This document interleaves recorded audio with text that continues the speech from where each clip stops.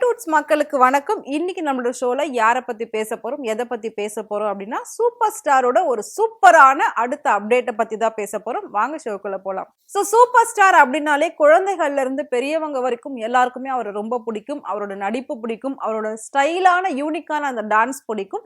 அவரோட style mass இது எல்லாத்தையும் தாண்டி டைலாக்ஸ் டெலிவரி பயங்கரமா பண்ணுவாரு. அதை நிறைய பேர் இமிடேட் பண்ணி பேசுவாங்க.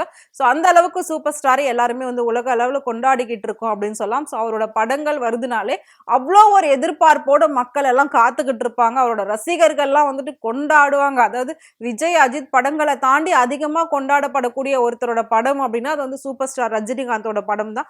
அந்த வகையில பாத்தீங்கன்னா லாஸ்டா அவரோட ஃபிளாப்பான படம் அப்படின்னா அண்ணாத்த அப்படின்னு சொல்லலாம். சரியா அது போகல. அதுக்கப்புறமா ஜெயிலர் படம் பயங்கர பிளாக் பஸ்டர் ஹிட் ஆச்சு. அந்த படத்துல காவாலா சாங்கும் அந்த டைகர் காவுக்கும் அந்த சாங்கும் வேற லெவல்ல ஹிட் ஆச்சு. இப்ப வரைக்கும் காவாலா பாட்டை யாருமே மறக்கல. அந்த அளவுக்கு ஒரு சூப்பர் ஹிட்டான ஒரு சாங். அதுக்கப்புறம் பாத்தீங்கன்னா ரஜினிகாந்த் கூலி படத்துல நடிச்சிட்டு இருக்காரு. அதாவது ஆல்ரெடி கூலி படம் அவரது இருக்கு. இதுல கூலி 2 நடிச்சிட்டு இருக்காங்க. லோகேஷ் கனகராஜ் தான் அதை இப்ப பண்ணிட்டு இருக்காரு. அந்த படத்துக்கான வேலைகள், ப்ரமோஷன்ஸ், ஒர்க் அவுட்ஸ் எல்லாம் பண்ணிட்டு இருக்காங்க. இப்போ ஜெயிலர் பார்ட் 2 வரப்போது. அதுக்கான ஷூட்டிங்ல தான் இப்போ நம்மளோட சூப்பர் ஸ்டார் இருந்துகிட்டு இருக்காரு. இந்த படம் தாய்லாந்துல இப்ப ஷூட்டிங் நடந்துட்டு இருக்கு. அதை தாண்டி பாத்தீங்கன்னா இந்த படம் எப்போ ரிலீஸ் ஆக போகுது அப்படிங்கிற ஒரு அபிஷியல் அனௌன்ஸ்மெண்ட் நமக்கு வந்திருக்கு. அதை பத்தின ஒரு அப்டேட்டை தான் இப்ப நம்ம பேச போறோம். ஜெயிலர் 2 அப்படின்றப்போ அதுல பெரிய பெரிய நட்சத்திரங்கள்லாம் நடிச்சுக்கிட்டு இருக்காங்க. முக்கியமா பாத்தீங்கன்னா நிறைய வெளி ஸ்டார்ஸ் எல்லாமே இங்க வந்திருக்காங்க. வெளி ஸ்டார் மீன்ஸ் அதாவது கன்னடத்துல இருந்து ஒருத்தர், மலையாளத்துல இருந்து ஒருத்தர், தெலுங்குல இருந்து ஒருத்தர், அந்த மாதிரி எடுத்து போட்டிருக்காங்க.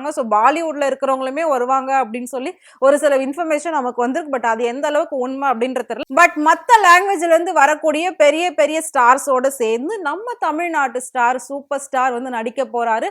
அந்த படத்தோட எதிர்பார்ப்பு மக்கள் கிட்ட ரொம்ப பெரிய அளவுல இருக்கு. ஜெயிலர் அப்டேட் வேணும் வேணும்னு சொல்லி நிறைய பேர் கேட்டுட்டே இருக்காங்க. எப்ப நம்மளோட சூப்பர் ஸ்டாரை மறுபடியும் நம்ம தியேட்டர்ல பாப்போம்னு சொல்லி ரசிகர்கள் எல்லாருமே பயங்கரமா வெயிட் பண்ணிட்டு இருக்காங்க. இந்த படத்துக்கு ரஜினிகாந்த் சம்பளம் எவ்வளவு வாங்கியிருப்பாரு அப்படின்னு சொல்லிட்டுமே நிறைய பேர் கேட்டிருந்தீங்க. இந்த படத்துல ரஜினிகாந்தோட சம்பளம் என்னன்றத சொல்றதுக்கு முன்னாடி கூலி படத்துக்கு அவர் எவ்வளவு சம்பளம் வாங்கினாரு அப்படின்னா 230 கோடி ரூபாய் சம்பளம் வாங்கியிருக்காரு. கூலி படத்தை தொடர்ந்துதான் இப்ப இந்த படம் நடந்துகிட்டு இருக்கு. அதோட ஷூட்டிங் எல்லாம் முடிஞ்சிருச்சு. அதுவுமே கூடிய சீக்கிரம் ரிலீஸ் ஆக போகுது. இப்போ ஜெயிலர் படத்துக்கு பாத்தீங்கன்னா 260 கோடி ரூபாய் வாங்கியிருக்காரு. அதாவது 30 கோடி ரூபாய் இந்த படத்துல சம்பளத்தை உயர்த்தி இருக்காரு. இதுவுமே சினிமா வட்டாரத்துல பெருசா பேசப்படுது. ஜெயிலர் 2 கூலி இதுக்கப்புறம் அவர் என்ன படம் பண்ண போறாரு, அப்ப இதுதான் ரஜினியோட படத்துல லாஸ்டா இருக்குமா அப்படின்னு சொல்லி ரசிகர்கள் கேட்டுக்கிட்டே இருக்காங்க. ஏன் அப்படின்னா அதுக்கப்புறம் எந்த ஒரு படமும் அவருக்கு கிடையாது. எதுலயும் அவர் கமிட் ஆகல. அப்ப சினிமா விட்டு விலக போறாரா, ஓய்வு எடுக்க போறாரான்னு சொல்லியுமே நிறைய நெட்டிசன்கள் கேள்வி கேட்டுட்டு இருக்காங்க. அதுக்கு லதா ரஜினிகாந்த் என்ன சொன்னாங்க அப்படின்னா, ரஜினி சூப்பர் ஸ்டார் இருக்கிற வரைக்கும் அவர் சினிமால இருப்பாரு. இதை தொடர்ந்து இன்னும் பல படங்கள் பண்ணுவாரு. கண்டிப்பா படங்கள் பண்ணாம அவர் இருக்க மாட்டாரு. அடுத்தடுத்த படங்கள் அவருக்கு இருக்கு, வருவாரு அப்படின்னு அவங்க சொல்லியிருக்காங்க. லதா ரஜினிகாந்த் சொன்னதை வச்சு இன்னொரு மூத்த பத்திரிகையாளர் என்ன சொல்லியிருக்காரு, ஒரு யூடியூப் சேனல்ல அவர் இன்டர்வியூ கொடுத்திருக்காரு. அதுல என்ன கொடுத்திருக்காரு அப்படின்னா, ரஜினி அப்படிங்கிறது ஒரு ஏடிஎம் மிஷின் மாதிரி தான் அவங்க வீட்டுல. மத்த எல்லா விஷயமும் பாத்தீங்கன்னா லதா ரஜினிகாந்த் தான் பாத்துப்பாங்க. அதாவது அவங்க ஒய்ஃப் தான் பாத்துப்பாங்க. அவங்க ஒய்ஃப் சொல்றதா அவர் கேட்பாரு. அவர் அடுத்தடுத்த படங்கள் நடிக்க வேண்டாம் போதும்னு சொன்னா கூட அவங்க விட மாட்டாங்க. ஏன் அப்படின்னா இதுக்கு முன்னாடி ரஜினி படத்துக்குன்னு ஒரு குரூப் இருக்கும். ஒவ்வொரு படமும் முடியும் போது அந்த குரூப் அவரை கான்டாக்ட் பண்ணி நீங்க இதெல்லாம் பண்ணணும் அப்படின்னு சொல்லுவாங்க. அவங்க தான் பட வாய்ப்பை ரஜினிக்கு கொடுத்துக்கிட்டே இருப்பாங்க. அப்படி இருக்கிறப்போ ரீசெண்டா பாத்தீங்கன்னா அந்த குரூப்பை கலைச்சிருக்காங்க. இப்ப அந்த குரூப்பை கலைச்சதுனால ரஜினிகாந்துக்கு அடுத்தடுத்த பட வாய்ப்புகள் இல்லாம போயிருக்கு.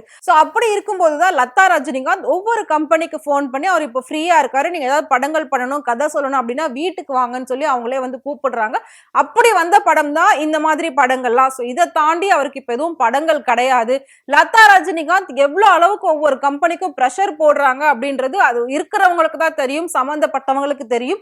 இப்பெல்லாம் அவங்க கால் பண்ணா நிறைய பேர் எடுக்கிறது கூட இல்ல, அவங்களோட காலை அவாய்ட் பண்றாங்க. ஏன் அப்படின்னா கொஞ்ச நாளா ரஜினி படத்துக்குன்னு ஒரு பெரிய வரவேற்பு இல்ல, மாசு இல்ல. ஏன்னா எல்லாரும் வெளி ஸ்டார்ஸ் எல்லாம் கொண்டாட ஆரம்பிச்சுட்டாங்க. சோ ரஜினியோட முகத்துக்கும் இப்ப அந்த அளவுக்கு வந்து வரவேற்பு கிடையாது. தியேட்டர்ல அந்த அளவுக்கு அவருக்கான ஒரு ஃபேன்ஸ் வந்து இப்ப இல்ல அப்படின்ற மாதிரி அவர் சொல்லியிருக்காரு. அதை தாண்டி இப்ப ரஜினி நடிச்சா ஓடல அப்படின்ற ஒரு விஷயமும் வெளியாயிருக்கு. ஏன்னா வேட்டையன் படம் கிட்டத்தட்ட போட்ட காசை விட ரொம்ப கம்மியா தான் எடுத்திருக்காங்க. அதே மாதிரி ஜெயிலர் ஒண்ணுமே பாத்தீங்கன்னா 1000 கோடி வரும்னு எதிர்பார்த்த இடத்துல ஒரு 700 800 கோடி கூட வரல. அதாவது பாதிக்கு பாதி கூட வரல அப்படின்னு வந்து சொல்லியிருந்தாங்க. இப்போ இதெல்லாம் தாண்டி இந்த கூலி படம், இந்த ஜெயிலர் 2 இதுதான் வந்துட்டு அவரோட பெரிய கம்பேக்கா இருக்கும் அப்படின்னு சொல்லி எல்லாருமே வந்து நினைச்சிட்டு இருக்காங்க. மேபி அப்படி இருந்துச்சுன்னா அவருக்கு அடுத்த பட வாய்ப்புகள் வர்றதுக்கான வாய்ப்பு இருக்கு. சோ இல்ல அப்படின்னா சினிமால அவர் அடுத்தடுத்து நடிக்கிறது கஷ்டம். ஏன்னா மக்கள் இப்பெல்லாம் எதை நோக்கி போயிட்டு இருக்காங்களோ அதை கொடுக்கணும் தான் டைரக்டரும் ப்ரொடியூசரும் வந்து பார்த்துட்டு இருப்பாங்களே தவிர பழையசையே நம்ம தூக்கி போட்டுட்டு இருக்கணும்னு நினைக்க மாட்டாங்க. அவங்கவுங்க அவங்களோட இன்கம் தேடி தான் போவாங்க. அப்படி இருக்கும்போது பேருக்காக கண்டிப்பா ரஜினி நடிக்க மாட்டாரு. ஆனா இது எல்லாத்துக்கும் காரணம் வந்து லதா ரஜினிகாந்த் தான். அவங்க தான் பின்னாடி இருந்து ரஜினியை இயக்குறாங்க. சோ எல்லா விஷயமும் பாத்தீங்கன்னா அவங்களோட ஃபேமிலி மெம்பர்ஸ் தான் அவருக்கு பண்ணிட்டு இருக்காங்க. அவரே என்ன நினைச்சாலும் அவரால் பண்ண முடியாது. அவங்க என்ன சொல்றாங்களோ அதை தான் கேட்கணும். அதே மாதிரி தான் ஐஸ்வர்யா தனுஷ் அவங்களோட விஷயத்துல நடந்திருக்கு. சோ இவங்க சொன்னதுனாலதான் இவங்க 2 பேருக்கு டிவோர்ஸே ஆயிருக்கு அப்படின்னு சொல்லியிருந்தாங்க. சோ அப்படி ஒரு நியூஸ்மே நம்ம ஆல்ரெடி ஒரு வீடியோல பேசியிருக்கோம். சோ எல்லா விஷயமும் பாத்தீங்கன்னா லதா ரஜினிகாந்த் அவர்கள் தான் அவங்க வீட்டுல வந்து மேனேஜ்மெண்ட். சோ அப்படி இருக்கும்போது ஒருத்தவங்க என்ன சொல்லியிருக்காங்கன்னா ரஜினியோட படங்கள் ஓடணும் அப்படின்னா நீங்க வந்துட்டு நார்த் சைட்ல போயிட்டு யோகி ஆதித்யநாத் காலில் விழுங்க அப்படின்னு சொல்லியிருக்காங்க. அதையும் லதா ரஜினிகாந்த் வந்து ரஜினியை செய்ய வச்சிருக்காங்க. சோ அவர் போயிட்டு யோகி ஆதித்யநாத்தை பார்த்து அவரோட காலில் விழுந்திருக்காரு. விழுந்து ஆசீர்வாதம் வாங்கிட்டு வந்திருக்காரு. சோ அதை தொடர்ந்துதான் இந்த கூலி படமும் ஜெயிலர் 2 படமும் நல்லா போகும் அப்படின்னு சொல்லி எதிர்பார்த்துக்கிட்டு இருக்காங்க. சூப்பர் ஸ்டார் இந்த மாதிரி பண்ண ஒரு விஷயம் நிறைய பேருக்கு அதிருப்தியை கொடுத்திருக்கு. ஏன் அப்படின்னா இதே சூப்பர் ஸ்டார் பல வருஷங்களுக்கு முன்னாடி ஒரு மேடையில என்ன சொன்னாங்க அப்படின்னா அப்பா அம்மா காலில் தவிர வேற யார் காலிலையும் போய் விழாதீங்க அப்படின்னு சொன்னாரு. ஆனா இப்போ அவர் படத்துக்காகவும் பணத்துக்காகவும் இன்னொருத்தர் காலில் போய் விழுந்திருக்காரு. அதுவும் ஊரு விட்டு ஊரு போய் விழுந்திருக்காரு. இது எந்த விதத்துல நியாயம் அப்படின்னு சொல்லியிருக்காங்க. சோ பணம் தான் எல்லாமாவா அப்படின்னு சொல்லி கேள்வியும் கேட்டிருக்காங்க.